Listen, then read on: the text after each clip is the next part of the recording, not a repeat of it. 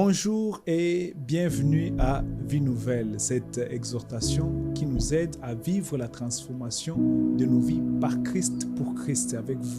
C'est avec moi votre serviteur, le pasteur Yves Monebato de l'église Vie Nouvelle en Jésus-Christ. Et aujourd'hui, nous aimerions parler d'un sujet assez sensible qui affecte beaucoup d'enfants de Dieu, beaucoup d'hommes, beaucoup de femmes, mais dont on ne se rend pas vraiment compte. Aujourd'hui, nous commençons la série sur les maladies du cœur. Les maladies du cœur. Et comme vous le constatez, mon accoutrement est assez particulier, l'accoutrement d'un médecin, mais avec une connotation particulière. Non pas pour guérir toutes ces maladies que nous connaissons, parce que ce n'est pas mon métier, mais aujourd'hui pour vous présenter celui qui guérit ces maladies qui affectent l'âme, qui affectent le cœur, dont nous parlons. Et celui qui guérit, c'est donc Jésus-Christ. Et ce que nous vous présentons, c'est la parole de Dieu comme instrument pour la guérison de vos âmes. Prions avant de continuer. Seigneur, nous bénissons ton Saint-Nom et Jésus-Christ, nous aimons que toi tu sois au centre parce que c'est toi qui guéris, c'est toi qui rétablis, c'est toi qui restaures. Que ton seul nom soit glorifié et que nous soyons tes instruments pour ta seule gloire et pour la restauration de ton peuple. Et c'est à ton nom, Jésus-Christ, que nous prions, disons Amen. Et avant de continuer, nous lisons les Écritures. Nous sommes dans le livre de Marc, l'évangile selon Marc, au chapitre 7. Et nous lisons à partir du verset 20 au verset 23. La Bible dit ceci. Il dit encore, « Ce qui sort de l'homme, c'est ce qui souille l'homme, car c'est du dedans du cœur des hommes que sortent les mauvaises pensées, les adultères, les impudicités, les meurtres, les vols, les cupidités, les méchancetés, la fraude, les dérèglements, le regard envieux, la calomnie, l'orgueil, la folie. Toutes ces choses mauvaises sortent du dedans et souillent l'homme. Gloire au Seigneur. Guérir des maladies du cœur. Beaucoup sont malades.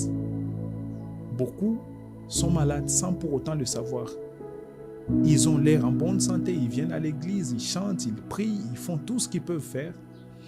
Mais il y a quelque chose qui ne va pas au-dedans d'eux.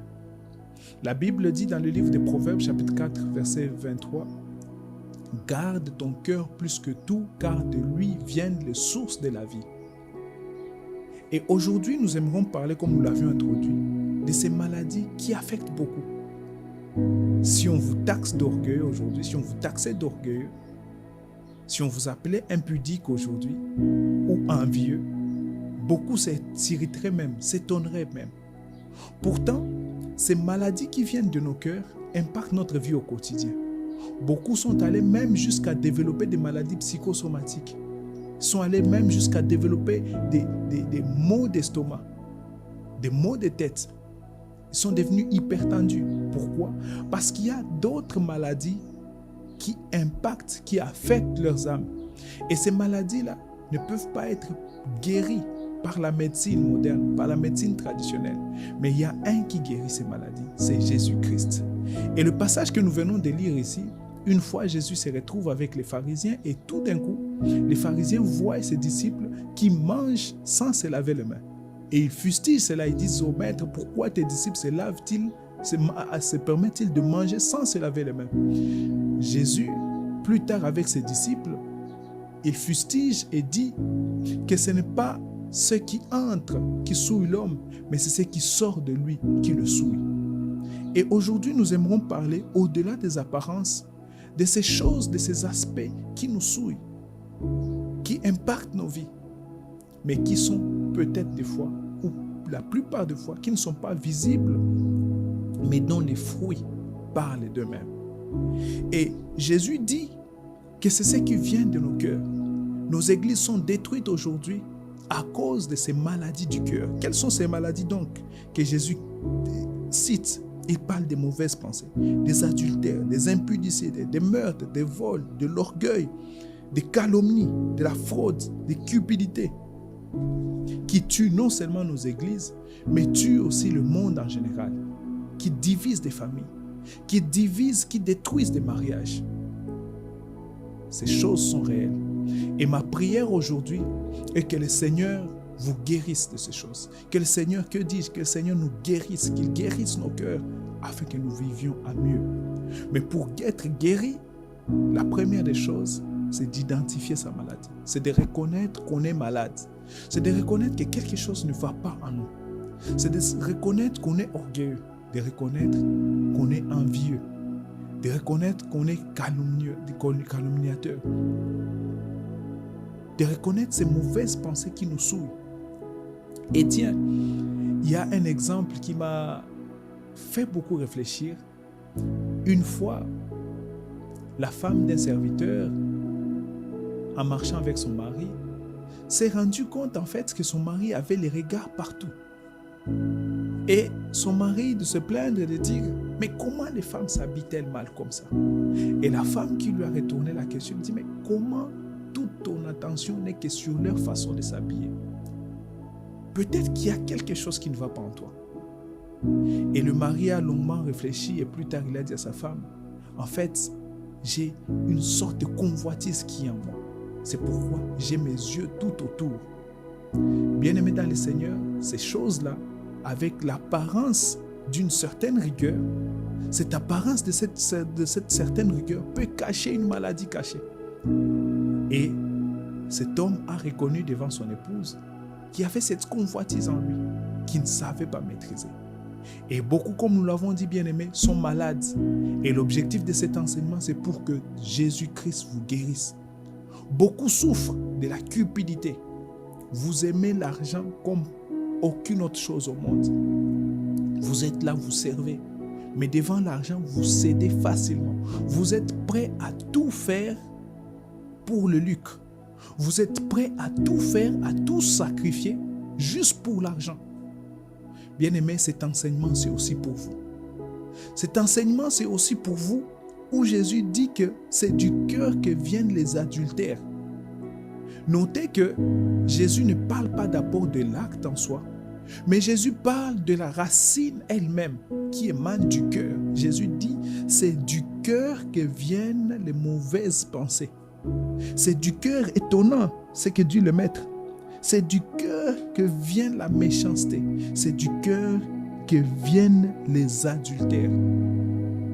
Ces adultères, ces fornications que nous voyons au dehors, en fait, Jésus-Christ nous dit que ça vient du cœur.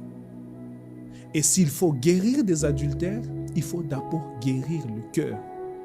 Et aujourd'hui, je viens vous présenter Jésus-Christ. Jésus-Christ qui guérit. Au-delà de toutes ces années que vous avez passées dans vos églises, au-delà de toutes ces années que vous avez passées à servir le Seigneur, aujourd'hui, Jésus-Christ veut guérir votre cœur. Mais il y a une chose qu'il faut faire. Il faut reconnaître que vous êtes malade.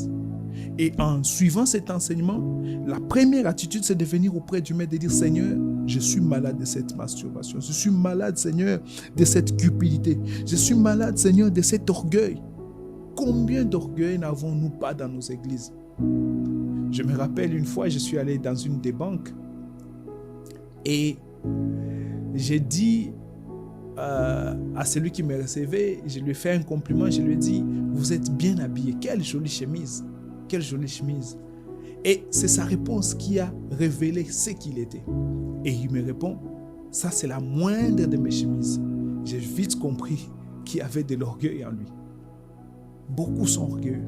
Ce qui est étonnant, c'est que même notre piété, notre service pour Dieu, sans s'en rendre compte, devient une source d'orgueil.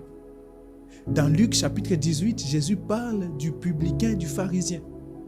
Le pharisien qui s'exclame et qui dit « Je ne suis pas comme le reste des hommes, je ne suis pas comme ces pécheurs, ces adultères, ces voleurs. Je jeûne autant de fois, je donne la dîme. » Et sans se rendre compte, on a beaucoup d'orgueil dans nos églises. Nos églises sont devenues des sujets d'orgueil. Nos pasteurs sont devenus des sujets d'orgueil, d'idolâtrie. Ça me rappelle ce que les disciples avaient fait face au maître. Ils lui ont fait constater les belles constructions du temple. Et il a dit, il ne restera pierre sur pierre. Bien-aimés dans le Seigneur, c'est maladie qui gangrène nos cœurs. Et aujourd'hui, Jésus-Christ veut vous guérir. Parce que vous êtes malade. Et parce que cette nouveauté de vie implique cette transformation de vie qui commence par nos cœurs. Et aujourd'hui, nous allons parler d'une première maladie que le Seigneur nous a mise à cœur. La première maladie, c'est l'orgueil. Qu'est-ce donc l'orgueil? De manière simple, l'orgueil est l'estime excessive de soi.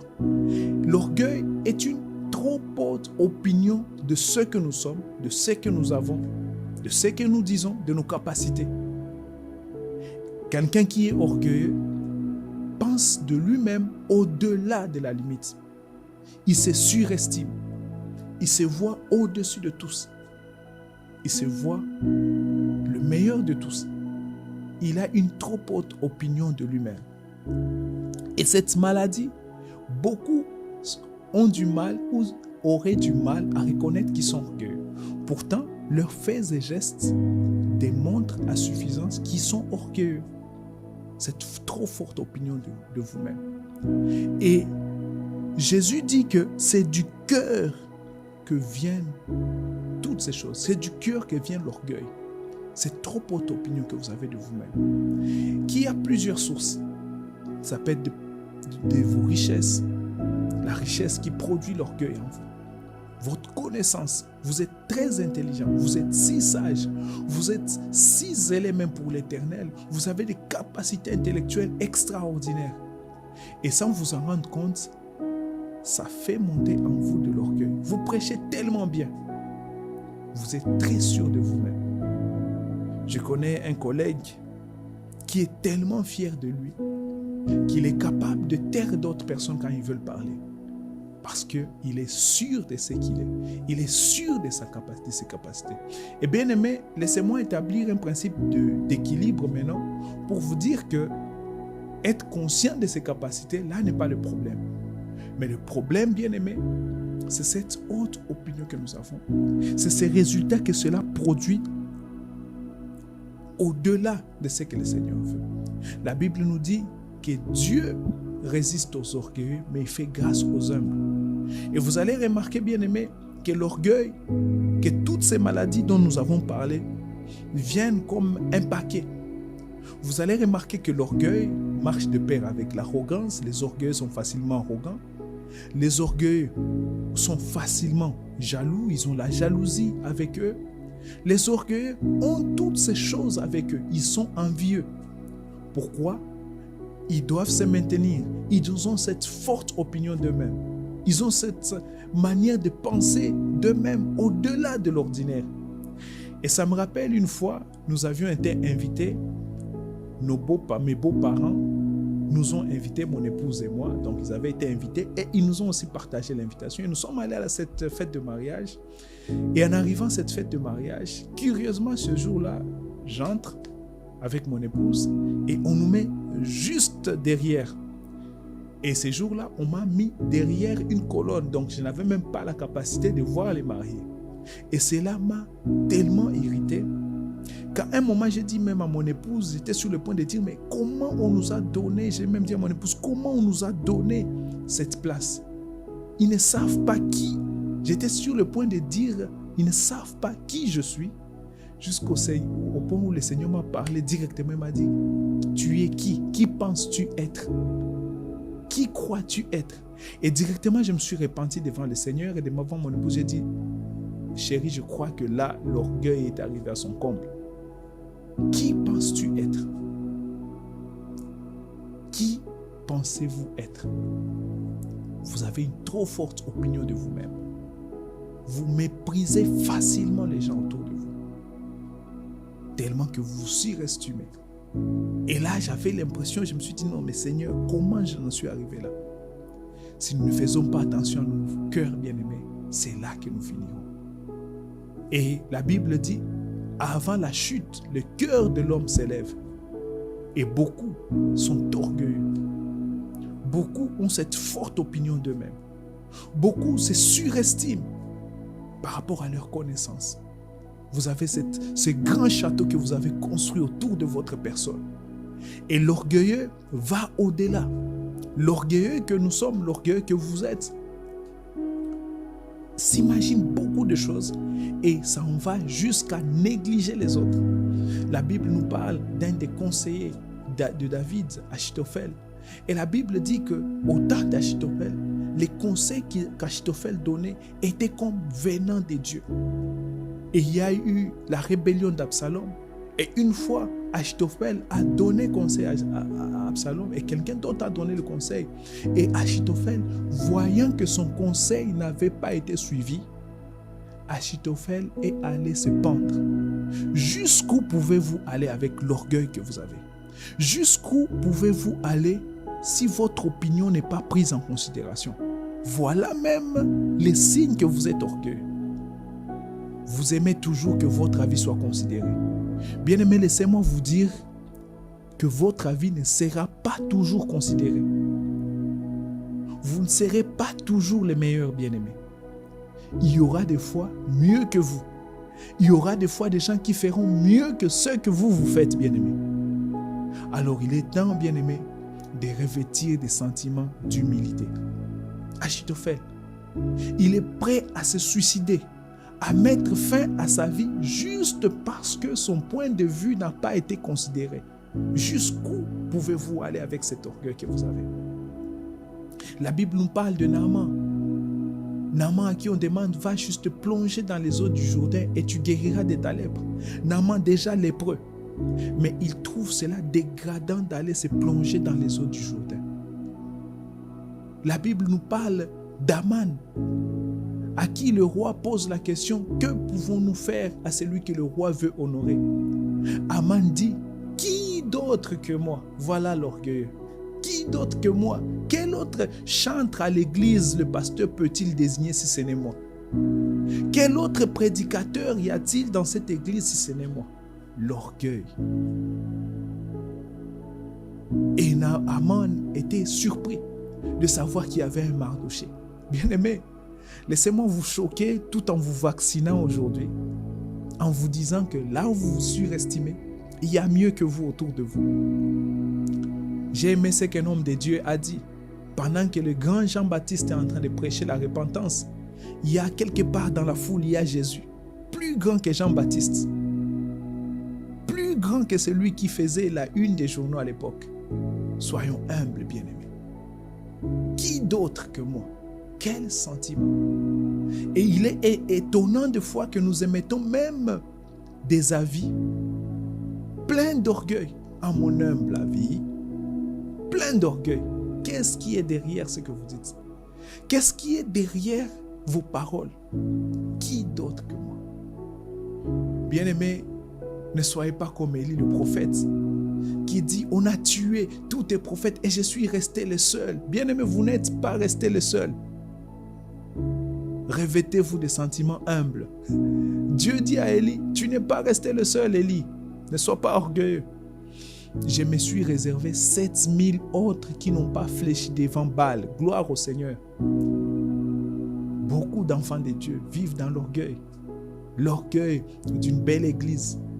L'orgueil de cette piété, de cette vie de sanctification. Bien-aimé, que votre vie de sanctification ne vous enorgueillisse pas, bien-aimé. Que votre honnêteté ne devienne pas source d'orgueil, source d'idolâtrie. Restez humble, bien-aimé.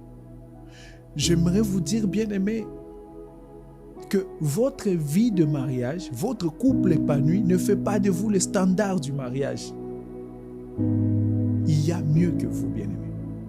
Et même quand vous serez devenus de modèles pourtant, demeurez humble. Dieu résiste aux orgueilleux, mais il fait grâce aux humbles. Revêtez-vous de sentiments d'humilité. Et comme nous l'avons dit, si nous ne faisons pas attention à ce qui se passe dans notre cœur, nous serons envieux. Nous serons même prêts à détruire les autres parce que nous aimons mieux maintenir notre image. Aujourd'hui, je viens m'adresser à vous. Vous sentez que l'orgueil monte en vous. Vous sentez que vous êtes en train de vous surestimer par rapport à vos frères, à vos bien-aimés. Aujourd'hui, je viens vous exhorter, bien-aimés, à revêtir de ces sentiments d'humilité. À dire, Seigneur, je suis tant devenu orgueilleux. Je m'élève tant au-dessus des autres. Seigneur, aide-moi à m'humilier. La Bible dit dans Philippiens chapitre 2 que revêtez-vous des sentiments qu'il y avait en Christ. Étant en forme de Dieu, il ne s'est pas vu égalé au Père, mais il s'est humilié à la mort et à la mort sur la croix. Et la Bible dit, c'est pourquoi Dieu l'a souverainement élevé et lui a donné les noms au-dessus de tout autre nom, afin qu'au nom de Jésus, tout genou fléchisse et que toute langue confesse que Jésus est Seigneur à la gloire du Père. Bien-aimés, revêtez-vous des sentiments humbles, des sentiments d'humilité. Sachez que d'autres ont aussi une place. Ayez une manière de parler aux gens. Vous pouvez commettre des erreurs, bien-aimés. Ayez cette habileté à poser la question avant de juger, à poser la question avant de conclure. Beaucoup de gens concluent sans pour autant s'enquérir de ce qui se passe. Que des erreurs de jugement ne pouvons-nous pas commettre juste en ayant manqué de poser une question? Il peut y avoir des gens qui n'ont peut-être pas nos capacités, mais soyons humbles et le Seigneur ne manquera pas de nous bénir. Prions ensemble. Seigneur, je viens te recommander mon frère et ma soeur, afin que toi seul tu les aides, afin que tu nous aides, Seigneur, à vivre dans l'humilité, comme toi tu l'as montré, Seigneur. Et nous serons élevés comme cela, pour ta seule gloire et pour notre grand bien. Je bénis mes bien-aimés, au nom puissant de Jésus-Christ, afin que ce message ait sa place dans nos cœurs, au nom de Jésus-Christ. Amen. Que le Seigneur vous bénisse encore d'avoir été nombreux à nous suivre et que Dieu nous aide à nous revêtir du sentiment d'humilité et lui seul le fera. C'était votre serviteur, le pasteur Yves Monebatou, pasteur responsable de l'église Vie Nouvelle en Jésus-Christ. Et à la prochaine. Pour notre numéro de Vie Nouvelle en Jésus-Christ où nous sommes transformés par Christ et pour Christ. Que le Seigneur vous bénisse et à la prochaine.